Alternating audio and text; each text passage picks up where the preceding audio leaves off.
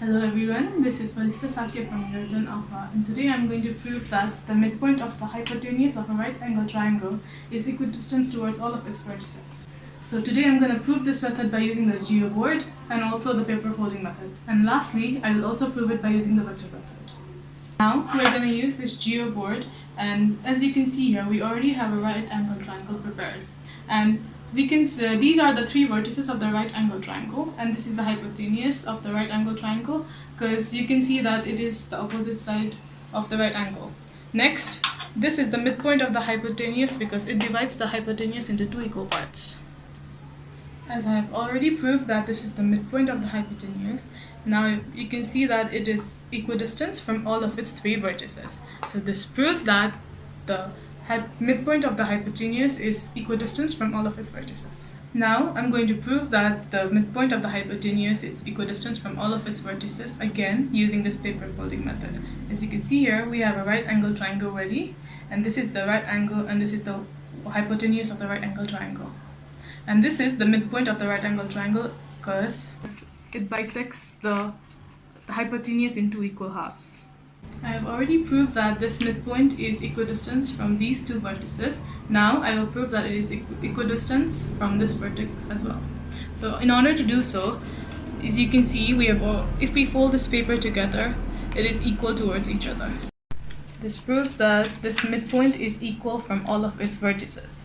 As I have already proved that the midpoint of the hypotenuse of a right angle triangle is equidistant from all of its vertices through this geoboard and also by this paper folding method. Now I will prove it again using the vector method.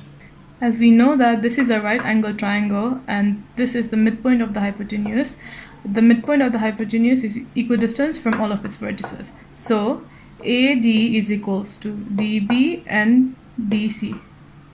So according to the triangle law of vector addition, vector AC is equal to vector AD plus vector DC. And also the vector AB is equal to vector AD plus vector DB. As we know that triangle A, B and C is a right angle triangle, so the angle formed in angle A is 90 degrees. So it means that vector AC is perpendicular to vector AB. So that means that vector AC dot vector AB is equals to 0. That is, vector AB is equals to vector AD plus vector DB dot vector AC is equals to vector AD plus DC. As we know that vector DC and vector CD have opposite directions, so I can replace vector DC using minus vector CD. As we know that vector CD is equals to vector DB as it has the same magnitude and same direction, we can replace vector CD by writing vector DB. As this looks like the formula A plus B times A minus B, we can write it in formula A square minus B square, that is vector AD square minus vector DB square. Or you can just write AD square minus DB square is equals to 0. Which also means that if we can take this dB to the right side, it becomes positive. So AD square is equals to DB square. And if we take square from both sides, it becomes AD is equals to DB. But as we know that DB is also equal to CD, then we can write that CD is equals to DB, which also means that AD is equals to DB is equals to CD.